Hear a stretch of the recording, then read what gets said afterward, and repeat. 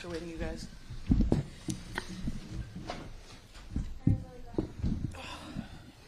Nneka, I'm not sure how many people outside of Seattle gave y'all a chance, but the effort y'all put, obviously, in Game 2 and in this game tonight, not the result you wanted, but can you just maybe summarize and how proud you are, at least, of the effort and that y'all left it all on the floor? Yeah, I mean, this is a back-to-back championship team with one of the greatest players to ever play on the team, you know, and we did not back down, you know, starting from how we responded in Game 1, obviously, bringing it back here. But we fought to the very end, and that was something that we wanted to do. We wanted to make sure that we gave ourselves a chance at every moment. I'm proud. I'm proud of our effort today. I'm proud of our effort to get us to this point, you know, during the regular season as well. Erica, this is for you. Can you just talk about everything you were able to bring to the team this year and what that's meant to you? I know it's tough tonight, but what it's meant to you this season and what I think you've meant to Seattle. I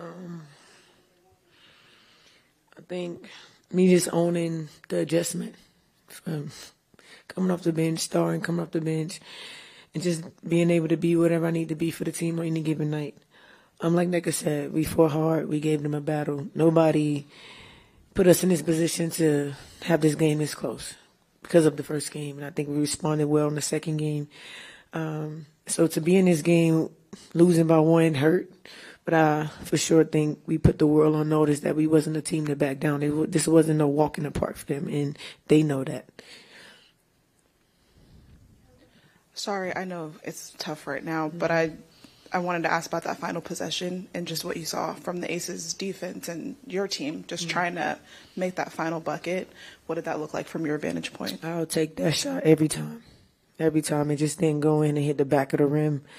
But I'll take that shot every time, and I'll own that. I would love for it to go in, but I'll take that shot every time. We had 2 good open looks at the rim. That's the part of basketball. Sometimes you win some, sometimes you lose some, and today one of those days it just didn't go. I mean, that's really it. I'll take that shot every time. Nneka, if I could just follow up on Michael's question.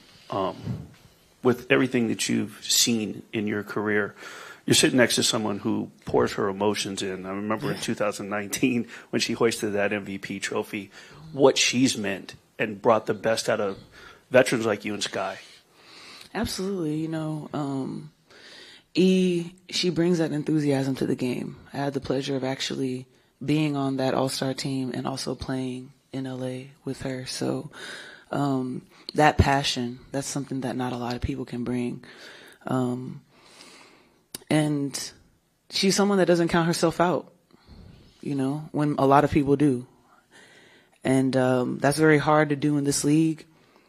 People can identify you as one thing, and then that's kind of your reputation for the rest of your career. But she has reinvented herself year after year. She came here without being sure of what it would be, you know. There were other teams that wanted her. She came here with less in her contract because she believed in what we were assembling here. And I think that she's proven not just to the league, but I think to herself as well, that she's a veteran to be respected. It's something that I've always respected about her, but I think that it's important for her to understand her true value, and I'm really proud of how E played this season. Appreciate you. All right, we'll take a few questions from Zoom. Percy, go ahead. Hey there, this question for Erica. Hey, Erica, obviously it's probably impossible to know, but if this game was in Seattle, could you see a different result just with everything that you guys did on Tuesday and that crowd? These games were vastly similar, and just wanted to get your thoughts on that. If this game is in Seattle, you asking? Yes, sir. Yes. Sir? Oh, okay. Yes, sir. Sorry. I don't know. I think that we still would have came out with the effort we came out with. We do have a 6-man in Seattle with probably one of the best fans that I've ever played in front of. But I can't give you an answer to that because it wasn't that. We were in Vegas, so I really don't know. So, yeah, just to answer your question. Thanks, Percy. Bella, go ahead.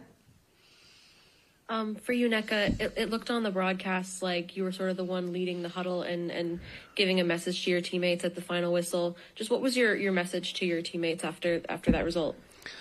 I mean, it's not oftentimes that I'm spirited, but I really just was telling the team, like, get out of yourself and get into the collective. You know, these are the types of moments where you just got to let it roll off your back.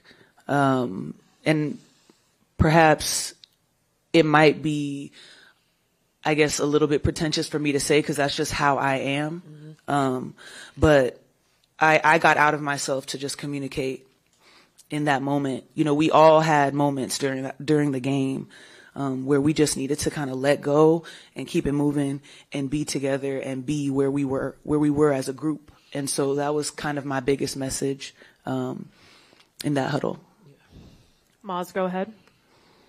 Yeah. Hey, Erica, you played with Nneka in LA and you played with her here. Can you just talk to? She gets 2 points she gets 2 points in the first half, and then 9 in the fourth quarter, and ends with 16. I mean, what is it that you can say about her?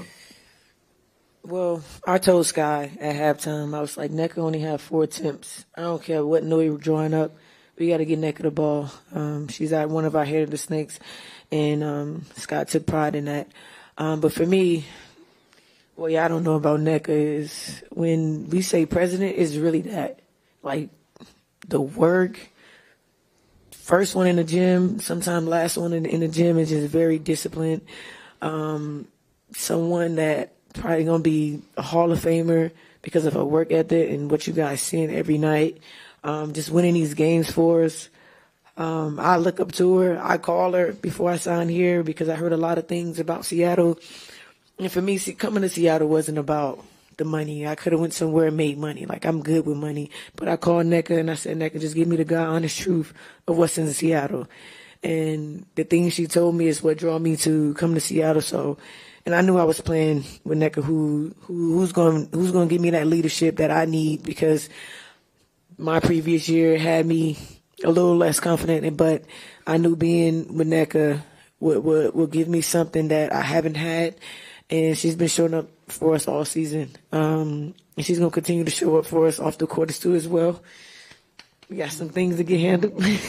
But Nneka is one of those one of a kind, those one of a one people that you don't come across. And when you come across her, you soak up everything that she has. Her energy, the way she speak, the way she talk, the way she just hold herself accountable with everything is ain't like it. It's one of one for sure. Last question will go Andrew Jones. Thanks as always for you, Nneka, and that could have been a WNBA Finals with how well played that series was, and Noel Quinn and the staff drawing up another clutch play for you all this season. The best shot for E-Will. We talk about Noel's leadership throughout the season again, and do you feel that this is a team that clearly chose the title ambitions to run it back with this core whenever the next season happens? I mean, obviously, it's a very premature question. I know that we had a very tight-knit group when it came to the culture, so you're hoping that you see a lot of these pieces back together. You know, this is a league where anything can happen. I've been playing for a really long time. The reality is that this team is not going to be the same next year. No team is ever the same from year to year. But I do know that we have a lot of people that bought into what we were about this year. So I'm very grateful to have been a part of it. And we had some amazing words from our ownership, you know, our ownership group today. And I still believe in this organization. And I know that I'm not the only one who thinks that. Thanks, E. Thanks, Nneka. Thank you. Thank you.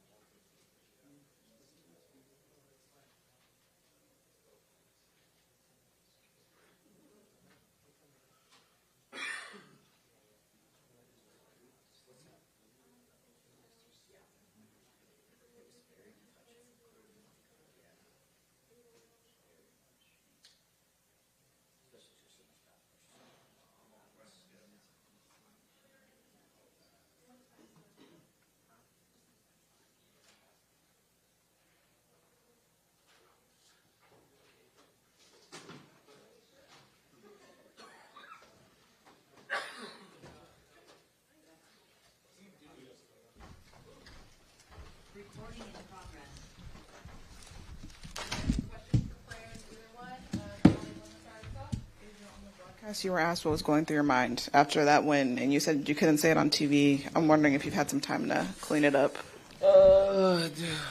We were just talking about how it just still feels like we're on the court. I haven't even got time to really digest anything. But I will say I'm just very happy about how our team really just rallied together and did the little things. I remember Chelsea saying in a timeout, there's no time for my bads anymore. We have to play perfect basketball. And even though it was not perfect, we still had each other's back. And I think that's what was the perfection in my eyes. And so I think that just as I digest the game, I'm just really, really pleased at how we really just bought into each other. Jackie, that final putback was obviously key to win the game. And Becky said post-game that you are so good at like making plays even when it's not meant for you. You can impact outside of maybe what's intended. And I'm wondering just how you were able to accomplish that and kind of what it means to hear that from your coach. Yeah. I mean, obviously we're going to A at the end of the game, and we have a lot of faith in her and a lot of confidence, and we think that every shot that she shoots is going in, you know. But when it left, I saw that it was a little bit off to the right. I mean, like, it's either going to bounce in or it's going to come off, and it came off just right, you know. And I didn't really think I had enough time to come down, obviously, because there was 3. They were going to have that right back on me. And I just made a play. Just trying to make a right read, make an impact. You know, I didn't do much tonight, so just trying to make an impact in some way. And then for both of you, everything Somebody's career high, Jack. Right. Okay. Yeah. Well. Something I'm seeing a lot of people talk about is the lights going off in the arena like so quickly. It was like the clock went to 0 and the lights were off and y'all were celebrating. I'm just wondering like if you can talk through what it feels like to go from like one moment to another. Like 1 second you're in the game and then next it's lights are off celebration. I mean, for me, as soon as I see that red square go light up, it's game. So nothing else matters at that point. We can kind of just debrief a little bit. But the lights going off, I don't really know about none of that. Yeah, it was cool. We'll start with Jackie. Jack, we just talked, about a week ago, pregame, and we talked a little about media day. And just everything you went through the offseason to get to this point. How satisfying does it feel? Just not necessarily avenging anything, but just everything that you went through, you know, the end of last season, the off season, to have that put back and sort of just a little bit of jubilation. Yeah, it took a lot to get back to feeling myself, you know. But shout out to Jerica, you know. We were in the gym every day, just trying to strengthen my knee, get it back. So I just felt comfortable, you know. I obviously wasn't myself at the end of last year, and then even in Unrivaled. But we put in a lot of work, and I told her we were going to hit it hard, and we did. So we spent a lot of time in the gym in the off season. But you know, just shout out to my teammates. They have a lot of confidence in me to just be there and make the right plays. And yeah, I mean, in that moment, I was just having to make a good play at the end. And Asia, for you, when I had asked you, I think last week about Jackie, you had said, let's not make any mistake. We don't go on any runs. We don't win championships without Jackie. Absolutely. You're almost prophetic, if you will, in saying that after what took place tonight. Absolutely. I mean, I'm going to always stand on that. And I'm not just going to say that because Jackie's sitting right next to me, but the little things that she does that doesn't show up in the stat sheet, her work ethic, the way that she approaches the game, you want someone like that in your locker room. And I don't want us to ever feel like we're going to let this slide or let her greatness slide. Everyone talks about me, hoop-de-doo, but let's not forget who Jackie Young is and why we drafted her and how she has evolved into this perfect two-way player in our league and the career that she's going to have. And I'm grateful to be your teammate, girl, for real. Because like I said, we don't do anything without Jackie Young, and it's going to continue to be that way. And I think the league knows that. Asia, post players are taught to have an internal clock, right? When they get the ball, looked like a vast switch up for you tonight. Every time you got the ball in the post, it seemed like you went right to your move. Usually it was the turnaround. Did you speed up that clock a little bit in this game? Yeah. Sometimes when I'm playing against different people, especially with Seattle, they're a long team, they're a big team. So sometimes you can't analyze it because then you're going to overanalyze it. And being a player on the other side, on the defensive side, I love when people analyze because it gives me time to really analyze what you're doing. So in this moment, I knew when it comes to just the type of post players that they have, I can't just analyze it because that gives time to collapse. It gives them time to double. So yeah, I did have to get a little pep into my step. But I also feel like it got us all kind of running and moving and playing at a pace that we needed to play at. And we didn't have that at Seattle, so I'm glad that we brought that. And then, Jack, things got kind of ugly in that second quarter on both ends. And when it comes to postseason play, sometimes is it more scrap than skill that wins you games? I mean, we know in the postseason it's going to be a dogfight. Everybody amps up their physicality a little bit. And the refs let us play a little bit. So, I mean, we just have to kind of figure out how the refs are calling it and then go out there and kind of match that intensity. Asia, I know you haven't had any time to think about this, but it's the Fever upset Atlanta tonight, and I know you know that team very well. Just maybe some of your initial thoughts about facing them. It's been a while since you guys have played them. Yeah, our biggest one is just going to be containing the basketball without fouling. I mean, Kelsey Mitchell's having one heck of a year, and it's going to be hard to slow her down, but it's not going to be just Jackie. It's going to take all of us on the defensive end, and that's what we're going to have to really lock in on is just playing defense the right way and being on time and having layers to it. And I think that's what's going to be my initial thought, and I'm sure Becky would probably say the same, but when it all boils down to it, we really can't even focus on their X's and O's because we're going to know those. They're going to know ours. It's just going to come down to us playing our way and the right way. Jackie, just talk about your mental toughness of this game. We saw you kind of frustrated throughout some of the moments of the game. You went to the locker room for a change, came back. Just talk about how you stayed yourself mentally in it and didn't take yourself mentally out of the game. Yeah, I mean, it's a game of runs, and highs and lows. So just trying to kind of find that middle ground, and when things aren't going my way, just trying to take a deep breath and compose myself and get back to who I am. I think that's the biggest thing. Not getting too frustrated, and then just playing through that contact, and kind of letting the game come to me. Asia, might be remiss if we don't maybe ask you just post-series scout, if you will, on Seattle and what they brought with that veteran group, the 7 seed. I don't think anybody outside of Seattle, thought that they were going to do what they did in Game 2 and push it to the end at Game 3. Can you just summarize what that team, gave you as a battle test? I mean, they did their job. They got the win at home, and we didn't bring it. we didn't have it. And it's crazy. We didn't have it, and we still just lost by 3. But we just didn't have it. But they did exactly what they needed to do. They amped their physicality. They made it tough for us. And that's what it's going to be this postseason. You're getting away with a lot of other stuff because nobody wants to just listen through a whole game of whistles. So they're going to see what they can get away with, and they took advantage of that. But I think it also kind of woke us up in the sense of, like, this is how playoffs is going to be. We can't revert back to the aces. That was before All-Star break, and I think we saw that. They made us uncomfortable, but I think it was our turn to kind of do that because we made them uncomfortable Game 1. It was just that's the way it is. So, yeah, I think they did a solid job of just taking care of business at home, but we had to do the same. Last question, Percy on Zoom. Percy? Hi, this question's for Asia. Hey, Asia, I'm sure you've seen every defense possible during your career, but during the series, you saw a steady diet of the one-on-one coverage. Just when you see that, what sort of goes through your mind? What do you think? And, like, how surprised were you that they didn't kind of change things up just a little bit there? Yeah, when it comes to one-on-one coverages, it's kind of rare for me, and sometimes I get kind of excited. And I get too excited, and I miss the shot, or I overanalyze it.